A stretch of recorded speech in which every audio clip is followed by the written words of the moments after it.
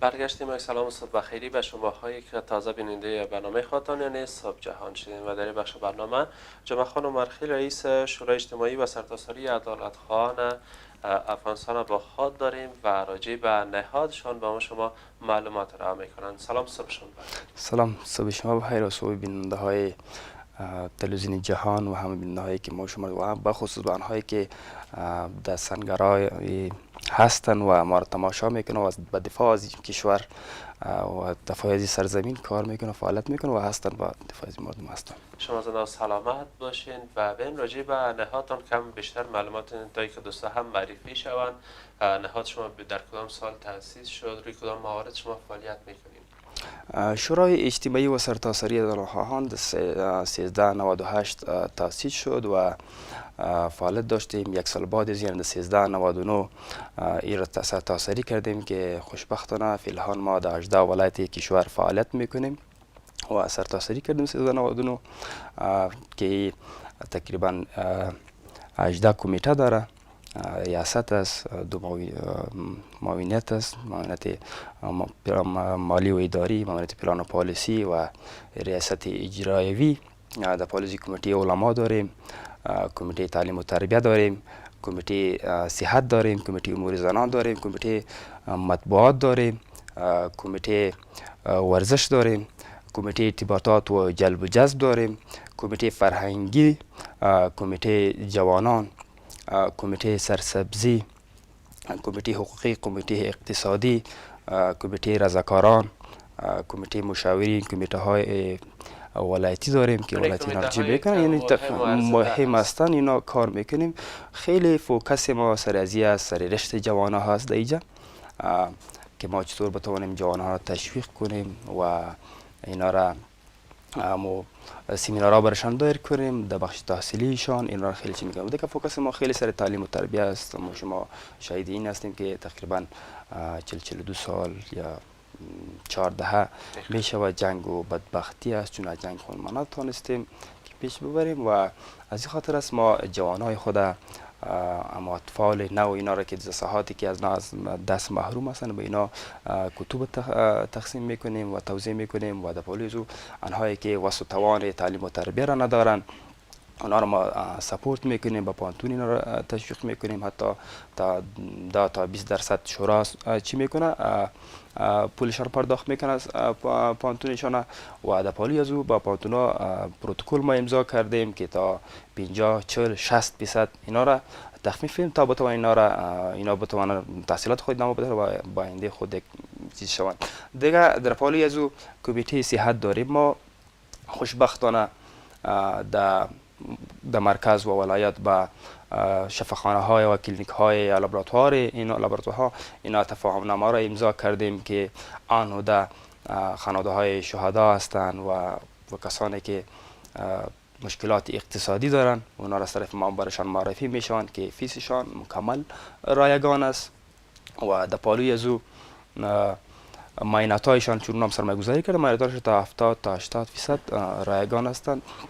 ورزشکارای خود سپورت میکنیم. جوانایی که تیم والیبال داریم در مرکز، تیم کریکت داریم، تیم مختلف ورزشی اینا داریم، یا جوانان خود اینا را سپورت میکنیم تا بتونن افتخارات بیشتری به افغانستان و بیرق سه رنگی پر افتخار ما را در دنیا آویزان کنه.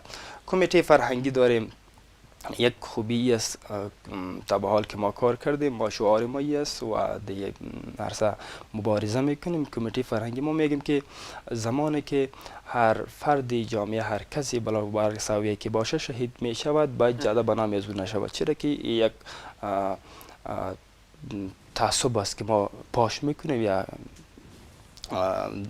پس اینایی تو حالت خاتم نفر امسال یک سرباز یا قهرمان ما شهید میشه و جاده بنامش میشه و جاده بنامش نامگذاری میشه و جای درد وجود خانواده را دوا نمیکنه، بلکه دولت باید توجه کنه که چطور بتونه خانواده از او را سپورت کنه، تا چطور فرزندای از او را خوب تربیت کنه. یک چی است و در پالوی از او جای خوشی و افتخاری است، ولی که هر کسی که باشه تاجیک، پشتون، هزاره باشه، روزی که زبان ازبکی که بود ما تجلیل کردیم، تبریک برادر ازبک خود اینا گفتیم و اگر روز قهرمانی ملی بوده اونا رو تشویق کردیم. همه ما برادر هستیم. همه برادر هستیم و باید چی کنیم و در پاولی از او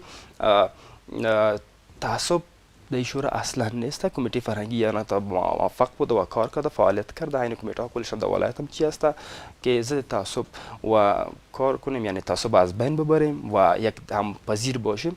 دیگه خوشی و افتخار به ما ای است که در این شورا تاجیک، ازبک، هزار هم اقوام است و خرد بزرگ جوان اینا هستن فعالیت میکنه. کمیته سرسبزی ما داریم که چطور ما بتونیم امسال ما تقریبا 4,500 نهال غرس کردیم و کمیته سبزی باز اینا مراقبت میکنه به قریجات و با اطراف اینا با چی میگم مردمانشون به ارتباط هستن اینا را که چطور اینا را محافظت ما چون غرس بشه. شورالی کابل امیل ما شما دیدیم سرسبزی وزیر ما دیدیم نسل غرس میکنه اما متاسفانه از او چی نمیشه. پس دوباره یعنی بر از توجه صورت نمیگیره. کمیته حقوقی است، ما هر پستی را که میکنیم و هر کاری فعالیتی که میکنیم با کمیته حقوقی با تماس میشیم و مطرح برشان پیشکش میکنیم که از نگاه حقوقی کدام مشکل نداشته با تضاد و با قوانین افغانستان چی نباشه با او مشوره صورت میگیره. چون شورای ما شورای اجتماعی و سرتاسری عدالت خواهانه و شعار ما و هدف ما است که ما برای تمام مردم افغانستان عدالت اجتماعی میخواهیم. پس با او امرای کمیته اجتماعی حقوقی چی صورت میگیره. اکثر از هموطنان ما از حقوق خود معلومات ندارن که چه حقوق دارن. در اکثر وقتا اونا مواجه به مشکل میشن پس از خود دفاع حتی نمیتونن. بله اینا برشان چی میکنه. کمیته رضاکارانه داریم. ما میگیم که شهرولی در جای شک نیست، ناکام آمده، خصوصا شهرولی کابل ناکام آمده و ما میتونیم یک شخص ناکار در کرسی شده به اساس معامله سیاسی آمده. اما ما به چی نکردیم، تکا نکردیم. با کمیته رضاکارانه ما با ده قریجات ده ناحیه ها در تماس هستند چطور مردم تشویق کنه و با از محیط خود و از بخش خود اما دفاع کنه. فرض مثال به این معنا که اما اشغال و جنگلاتی که میگرده کوچه و در کوچه اندازه در جوی اندازه اما حتی تفکری نشه حتی ماسه هم میگیریم در ما یک بار میبرایم. بله ادامه برنامه هست و همچنان سوال که داشتیم گفتیم البته اگر ما خود ما درک داشته باشیم که شهر ما خانه ما هست پس نیاز حتی به شهرداری و شهرولی کابل کمتر میشه تا اینکه مثلا ما در خریجات در جاهایی که زندگی میکنیم هر وقت مثلا روز قبل هم صحبت کردم اکثر دوستا هستن میرن تفریحگاه طرف قرقه بغمان اکثر جاها وقت اونجا میرن تفریح میکنن هر اون چیزی که میخورن پس هم اشغال و کثافتش همونجا میمونن. پس کی هست که بر از کو از دشت ها بر اسنا جمع بکنه؟ یعنی حتما باید خود ما هم این مسئولیت درک بکنیم. گپ بهتره هست به نظر. بله دقیقاً. متاسفانه خودم یک جوان هستم نمیخوایم با جوان ها چی کنیم اما جوان ها غرور و افتخار ما هستند. اما بعضی جوان های هم میبینیم ما که در یک میله میره نوشابه ها و دیگه چی میکنه حتی در مرای خود از موتور خود اصول میندازه و بعضی خانواده های ما میبینیم که همون بعد دست اطفال خود روان میکنه بزن سر کوچه میندازه کثافت دادن چی نشه. درست است که شهروالی مکلفیت داره در هر کوچه و بازار اینا باید کثافت دانی اینا برشان شغلدانی برشان مانده شده که تا اونا چی کنه و رسیدگی کنه که شهر هم پاک باشه ناحیه ها پاک باشه. اما دیگه ما مکلفیت داریم ما باید امرکار باشیم. اگر از یک نگاه بنگریم که تقریبا 32 چند میلیون پایین و بیش ما نفوس داریم به 32 میلیون اصلا رسیدگی نمیشه. ما باید دست خود ما کار کنیم. شهر ما خانه ما قسمتی که شما اشاره کردیم باید امرایشان هم کار باشیم و تا یک خدمات خوبی را عرضه کنیم و در پالی از او این فکر کنیم آدم کوچه و بازار دموجی که ما زندگی میکنیم امور خانه خود باری فکر کنیم کثافت به جای نندازیم. ما شما میل ببینیم در ماندهی که ببینیم در هر ماندهی پیش هر دکان خو یک شهروالیم کسی را مانده نمیتونه اینجا شهروالیم دیگه ملامت نیست. اکثر جایی که ملامت است دیگه ملامت نیست. چرا هم دکاندارا رو ما ببینیم که سودای اینا میبینن عدد ماندهی لباسا رو که میفروشن لباسا پلاستیک شند پیشوری دکان خود میزنه یا از دکان خود چی میکنه. دست بعضی قصابی ها و دکانا رو که ما میبینیم دکان جارو میکنه اما گل لایشند پیشوری دکان میندازه یا او چی میکنیم پایپ گرفته پایپ آب گرفته سر سرک عمومی اینقدر فکر نمیکنه این سرمایه ملی به اینجا بند شده، امی حق کل ما و شماست، به خاطر چی سرک از آب و خاک خیلی بد میبره و خراب هم میشه. مگر متاسفانه این درک ما نداریم و درک خیلی کم. یعنی اگه گپ که هست بیت المال مال خود میدانیم، بله نمیم که بیت المال هست، هر کی کمی هر چیز به دستش برابر شد میزنه میگه چورکو ببر خود سیر بساز. اما در گذشته ها و در اسلام بیت المال خیلی چیز مهم هست و هر کس که او را بخارت میبرن گناه بسیار عظیم هست و مثل جوانایی که شما در نهادتان دارین اونا افتخار ما هستن، رضاکارانه در هر بخش شما گفتین فعالیت میکنین، صحت است، ورزش هست و حقوق. بعضی از دوستا گفتم که از حقوقشان برخوردار نیستن یا هم برخوردار هستن آگاه نیستن. پس افتخار ما کسایی هستن که اونا مسئولیت خود درک میکنن. مانند یک جوان اونا احساس میکنن ستون فقرات کشور هستن و جوانایی که بی‌خبر هستن اونا را در آغوش خود میگیرن و با اونا هم کار میشن. بله، ما در آغاز قسمی که اشاره کردیم ما یک کمیته علما داریم، چون در اکثرت اطراف کسایی هستن که دخترای خود نمیمانه به مکتب، اطفال خود به مکتب نمیره و مدرسه روان میکنن. در برو امرایشان دو عرصه کمیته علما داریم، ما امرای مشاوره میکنیم، همچنان اونا را در مساجد امرای ملاها به تماس هستیم، در مدارس امرایشان به تماس هستیم، چطور ما بتوانیم که امی نسل جوان خود، نسل نوی خود و این سازای کشور خود اینا را با سپورت کنیم و با خود خانواده های اینا از طریق از یا صحبت شود که آن چیزی که اسلام میگه و جایز هستن از مو را با مسیر ما حرکت کنیم. در پالی از ما کمیته مشاورین داری، الحمدلله امرای ما در کمیته مشاورین به سطح وزیران هستن. اینا افتخار ماست، با ما افتخار است و سر از ما افتخار میکنیم و ما با مشوره می حتی ما پیششان میریم که چی کار کنیم چی نکنیم، از تجارب شما استفاده کنیم. جنرال صاحبای ما داریم و اکثر علما داریم، در مشاورین است. در پالی از ما یک کمیته ولایتی داریم، عین چهار چوکات تقریبا 18 کمیته که ما ذکر کردیم، عین چوکات در ولایت با اینا استفاده میکنن که در 18 ولایت فعالیت داریم و عین کمیته در اوج فعالیت ها میگن. در این مسیر ما کار میکنیم تا بتوانیم یک خدمات خوبی را به مردم و رنج دیده کشور خود عرضه کنیم و فعالیت میکنیم. بله بدون شک و از دست جوان از این کرده بیشتر نمیتونه که چیزی به جامعهش و بهترین خدمت هممی است.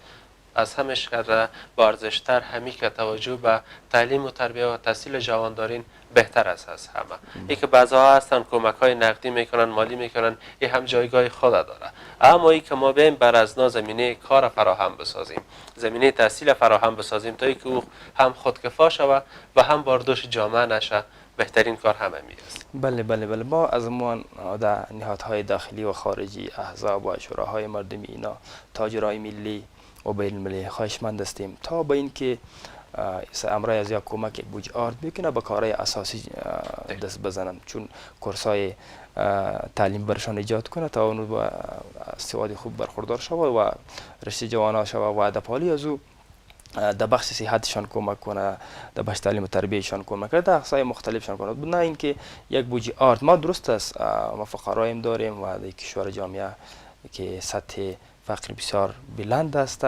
داریم، او امرای صورت بگیره مگر در پالی از او که بتواند به جوانا زمینه کار فراهم کنه، زمینه تحصیل به خارج برسه برشان چکنه. این یک کمکی است که این اصلا اساسی هستند، بنیادی هستند، بخاطر که او جوانی که 4 سال یا 5 سال در خارج می باشه تحصیل میکنه او پس در جامعه او به نسل جوان یک افتخار می باشه، ام بنیاد و اساس ام تجارب و درس اوجه که چی کرده شریک میکنه و کار میکنه، فعالیت میکنه.